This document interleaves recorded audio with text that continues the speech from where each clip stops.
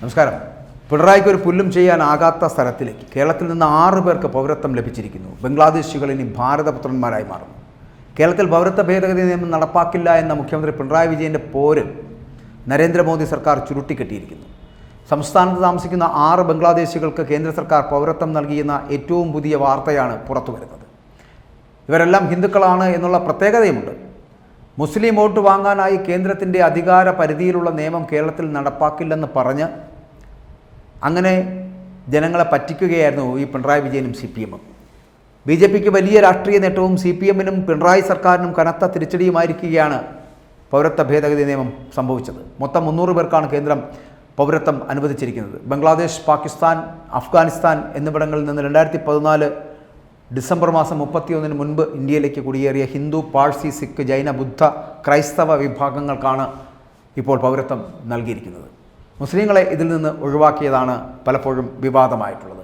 മതത്തിൻ്റെ പേരിൽ പൗരത്വം അനുവദിക്കുന്നത് അംഗീകരിക്കാനാവില്ല എന്നാണ് പൊതുസമൂഹവും പൗരസംഘടനകളും ആരോപിച്ചുകൊണ്ടേയിരിക്കുന്നത്. പൗരത്വം കേന്ദ്ര പട്ടികയിലുള്ള വിഷയമായതിനാൽ കേരളത്തിന് ഒരു ചുക്കും ചെയ്യാനായില്ല എന്നുള്ളതാണ്. മാത്രമല്ല, ഈ വിവരം ഔദ്യോഗികമായി സ്ഥിരീകരിച്ച ശേഷം കേരള സർക്കാർ എന്തെങ്കിലും നടപടിയെടുക്കുവാൻ ശ്രമിക്കുമോ എന്ന് കാത്തിരുന്ന് കാണേണ്ട കാര്യവുമാണ്.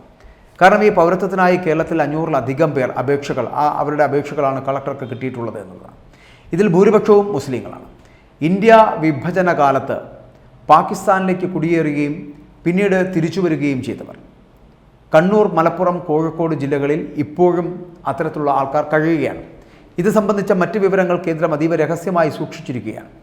ഇന്ത്യൻ സിറ്റിസൺഷിപ്പ് എന്ന വെബ്സൈറ്റിലൂടെയാണ് പൗരത്വത്തിന് അപേക്ഷ കൊടുക്കേണ്ട ഒരു സംവിധാനം. ഇതിൽ സംസ്ഥാന സർക്കാരുകൾക്ക് പ്രത്യേകിച്ച് ഒരു തരത്തിലുള്ള പങ്കുമില്ല. പൗരത്വം ഭേദഗതി നിയമം ഏറ്റവും അധികം അനുകൂലവും പ്രതികൂലവുമാകുന്നത് വടക്ക് കിഴക്കൻ സംസ്ഥാനങ്ങളാണ്. ഭേദഗതി നിയമം നടപ്പായതോടെ അസമിലെ കുടിയേറ്റക്കാരായിട്ടുള്ള ഹിന്ദുക്കളെ ബാധിക്കുമെന്ന ആശങ്ക ഉയർന്നതിനാൽ അവിടെ സമരങ്ങൾ തുടർക്കഥയായി. മുസ്ലിങ്ങൾക്ക് പൗരത്വം നഷ്ടപ്പെടുമെന്ന് ചൂണ്ടിക്കാട്ടിയാണ് ബംഗാളിലും ഡൽഹിയിലും അടക്കം വലിയ പ്രക്ഷോഭങ്ങൾ ഉണ്ടായത് തന്നെ. ബംഗ്ലാദേശിൽ നിന്ന് അനധികൃതമായി കുടിയേറിയ നിരവധി പേർ ബംഗാളിലുണ്ട് എന്നും ഇവർക്ക് മമതാ സർക്കാർ എല്ലാ പിന്തുണയും നൽകുന്നുണ്ട് എന്നുമാണ് BJP ആരോപിക്കുന്നത്. നുഴഞ്ഞു കയറിയവരിൽ കൊടും കുറ്റവാളികളും ക്രിമിനലുകളും ഉണ്ട് എന്നാണ് മറ്റൊരാക്ഷേപം. പൗരത്വ ഭേദഗതി നിയമത്തിനെതിരെ ആദ്യം പ്രമേയം പാസാക്കിയ സംസ്ഥാനം ഏത് എന്ന് ചോദിച്ചാൽ അത് കേരളമാണ്. ആ കേരളത്തിൽ വർഷങ്ങളായി താമസിക്കുന്ന 6 പേർക്ക് കേന്ദ്രം പൗരത്വം നൽകി എന്ന് പറയുമ്പോൾ ഈ പിണറായി സർക്കാരിൻ്റെ മുഖത്തേറ്റ അടിയായാണ് ഇതിനെ രാഷ്ട്രീയ നിരീക്ഷകരടക്കം വിലയിരുത്തുന്നത്. 6 പേരിൽ ചിലർ ലക്ഷദ്വീപിൽ നിന്നുള്ളവരാണ് എന്നും റിപ്പോർട്ടുണ്ട്. എന്തായാലും അന്തിമ വിവരം പുറത്തു വന്നാലേ കാര്യങ്ങൾ വ്യക്തമാകൂ എന്നുള്ളത്. സംസ്ഥാനങ്ങൾ ആണ് അപേക്ഷ പരിഗണിക്കുന്നത് എങ്കിലും അത് അംഗീകരിക്കുന്നത് കേന്ദ്രമാണ്. ആ സമിതിയിൽ സംസ്ഥാനങ്ങളിൽ നിന്ന് നിരീക്ഷക അംഗമല്ലാതെ മറ്റൊരു ഇടപെടലും ഉണ്ടാക്കാൻ കഴിയാത്ത വിധമാണ് കേന്ദ്രം ഈ നിയമ ഭേദഗതി വരുത്തിയിരിക്കുന്നത്.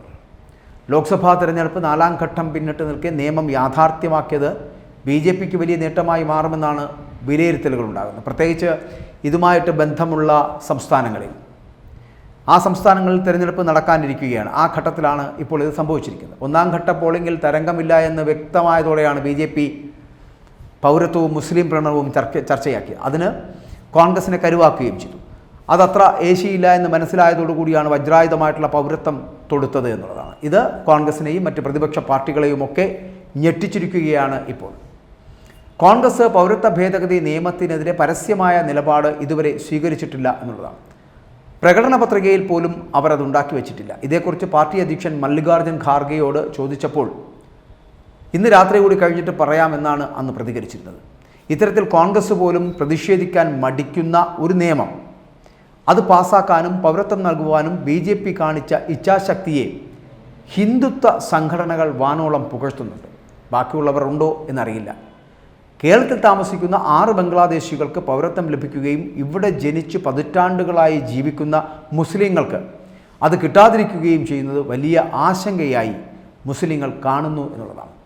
പിണറായി വിജയൻ്റെ വാക്കും വിശ്വസിച്ച് സമരത്തിനിറങ്ങിയ ഇവരെല്ലാം വലിയ നിരാശയിലാണ് ഇപ്പോൾ എന്ന് പറയേണ്ടി വരും. പിണറായി പറഞ്ഞു പറ്റിച്ചു എന്നാണ് പ്രധാന ആക്ഷേപം. കോൺഗ്രസോ ലീഗോ വിഷയം പരിഗണിക്കുന്നു പോലുമില്ല.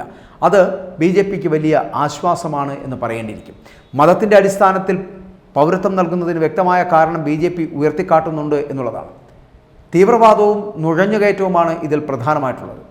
വലിയൊരു വിഭാഗം ആളുകൾ ഇതിന് പിന്തുണയും നൽകുന്നുണ്ട് എന്നുള്ളതാണ്. ഇതൊന്നും മനസ്സിലാക്കാതെ സമരത്തിനിറങ്ങി തിരിച്ച CPM-നും പിണറായി വിജയനും നാണക്കേടായി മാറിയിരിക്കുകയാണ് 6 പേരുടെ പൗരത്വം. ഇത് കാരണം അവർ ഭാരതപുത്രന്മാർ മാത്രമല്ല മലയാളികൾ കൂടിയാണ് എന്നുള്ളതാണ് വസ്തുത. അപ്പോൾ പിണറായിക്ക് ഇനി ഒന്നും ചെയ്യുവാനില്ല. പൗരത്വ ഭേദഗതി നിയമം കേന്ദ്രം നടപ്പാക്കിയിരിക്കുന്നു. ഇനി എല്ലാ സംസ്ഥാനങ്ങളും അത് അനുസരിക്കുകയേ വഴിയുള്ളൂ. ഇനി കൊമ്പൊന്നും കാണിക്കേണ്ട ആവശ്യമില്ല. വമ്പ് കാട്ടാൻ നിന്നാൽ പിണറായി പുറത്തു പോകുമെന്നുള്ള കാര്യത്തിൽ സംശയമില്ല.